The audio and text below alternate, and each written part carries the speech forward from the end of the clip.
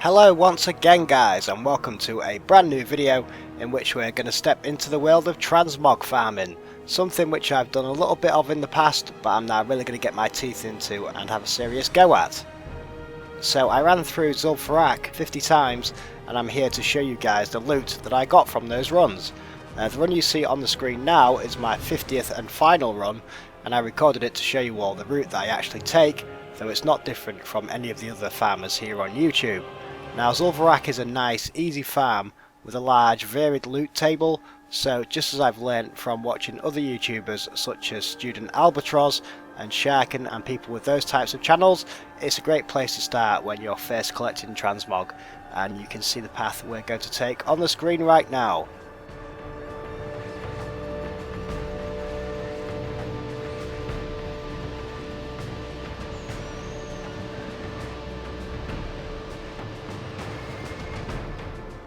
So another thing about this instance that I've learnt is that if you're not running through on a druid, using the heirloom mount will stop you getting hexed by some of these annoying mobs in the instance.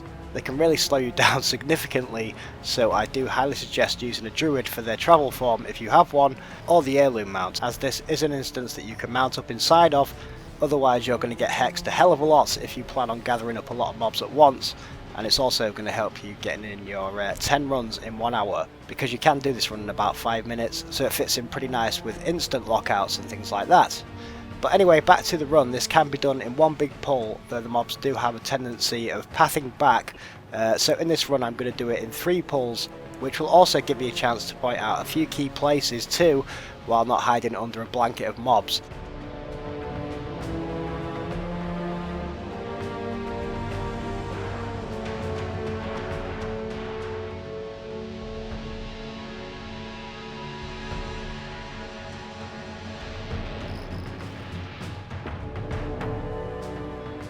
So this is where I'm going to pull the first pack to behind these blocks here, and luckily they're all still with us.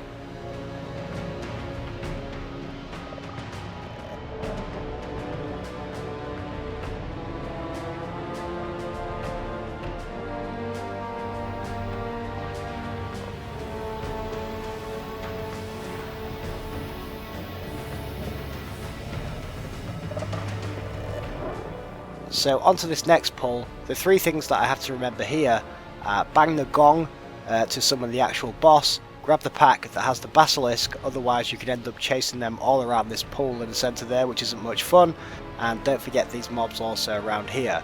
But other than that, just round all of these mobs up.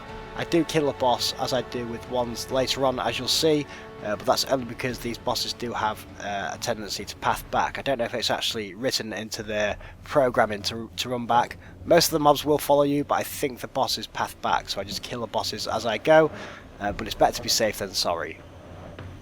I will be highlighting the rare items that we get later in the video, plus I have also made a full list of all the gear drops that I got during my 50 runs, and you can actually see that full list on my blog, which I will link to in the description of this video.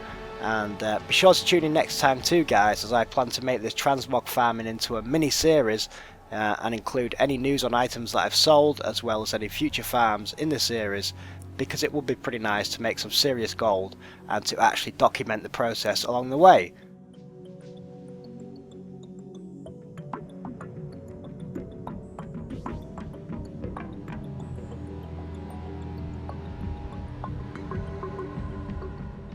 So I'm pulling this next pack into this room with the graves. Again, you don't need to kill them here, but I'm just doing it to show you the area a little better. Remember to loot these graves on the ground, as they do drop money, cloth and sometimes greens, so don't miss them out.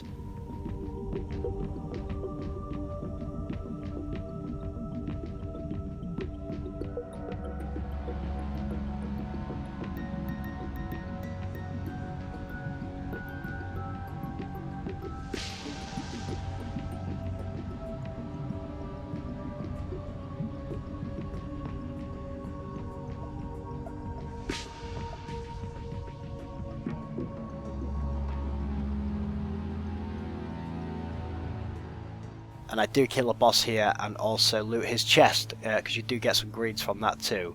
And then we move onwards. Don't forget this little room on the right here. There are 3 mobs in there that you can grab. So here's another boss that I kill, as I'm pretty sure he pathed back.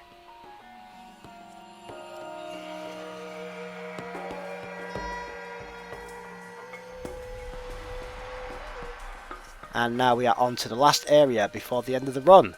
And then we're going to go ahead and take a look at the loot that we got.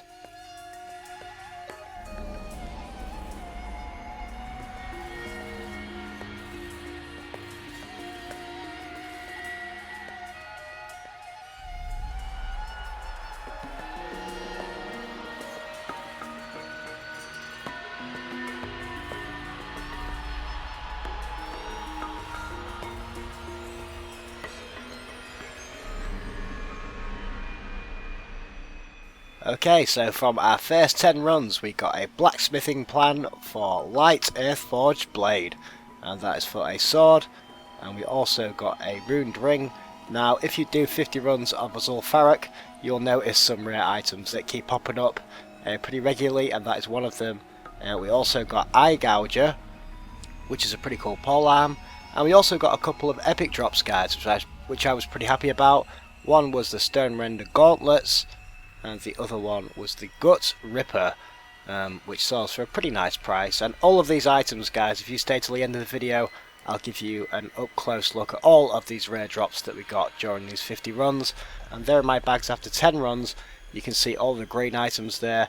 As I said, they will all be listed, every single one of them, in a post on my blog, so I will link to that in the description of this video. So runs 11 to 20 yielded a Bloodletter Scalpel, a Troll Protector, which is a shield, and that one does drop pretty regularly too. Another runed ring, the Witch Doctor's Cane, which I only saw one of those, and also the Eagle Horn Longbow. Now none of these were like massively priced items, but at least we were getting some rares.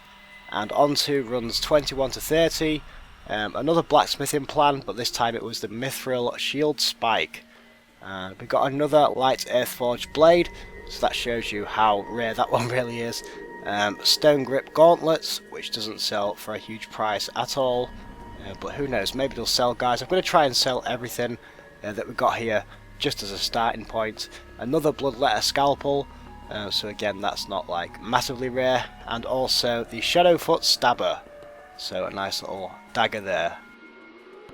And then it happened, guys, I believe on run 31, the glorious leg plates dropped. I remember farming these for so long in Anchorage, killing those little silicate feeder things, those grubs, so it was great to see that drop. And I also got the headdress too, and I was happy because I sold a separate headdress that I already had on my bank character the same day, so I know at least we can maybe sell that. So on the next 10 runs we got a Flurry Axe, a nice epic drop, the Spaulders of the Unseen, another Troll Protector, would you believe? We got a Brain Lash, which is a ring. They don't sell very well as braces, I believe, but we did get a Vanguard Breastplate, how about that? And there we go, guys, the glorious leg plates. So that was a very, very nice 10 runs indeed. And as I said, we did get a glorious headdress too. And during the last 10 runs we got another Troll Protector, another Brain Lash, a Black Metal Cape, which was a new one for me, so that was pretty cool. And we got two Gut Wrenches. So they were all of the rare items that I got, and a couple of big price items too, the Vanguard and the Glorious, so they were great to get. And there we go, guys, there are my bags again after those last 10 runs, and that was 50 runs of Zul'Farrak. I feel like I know the place really, really well now, but I'm going to be putting them up on the auction house and updating you all in later episodes. So there we go, now we're going to take a look at those rare items themselves in a little more detail. And there we go, guys, so thank you very much for watching this video. I really do appreciate it, and you're awesome for doing so. I absolutely love farming old content in World of Warcraft, so expect more videos in this vein. But yes, thank you so much for watching, and do tune in for future episodes to see how many of these items we actually sold, and if we sold any of those big ticket items. That'd be really, really nice if we could. But just to let you know, guys, we ended up with about 375 auctions in all, and if we lived in a magical land where elves swung from trees and unicorns, jumps across rivers and stuff like that, I don't know. And every single auction that you posted on the auction house sold, then we'd make around 2.3 million gold. How about that? But about 10% of that is just tied up in the glorious leg plates, but still. But yeah, it'd be nice just to get a decent amount of gold from 50 runs of Zul'Farrak. It is a bit of a commitment when you do something like that, but hopefully it'll be worth it, and I hope that you enjoyed this video. I certainly enjoyed making it. So I'll be back soon, guys, with some more World of Warcraft action, and until that time, you guys take care of yourselves, and as always, bye for now.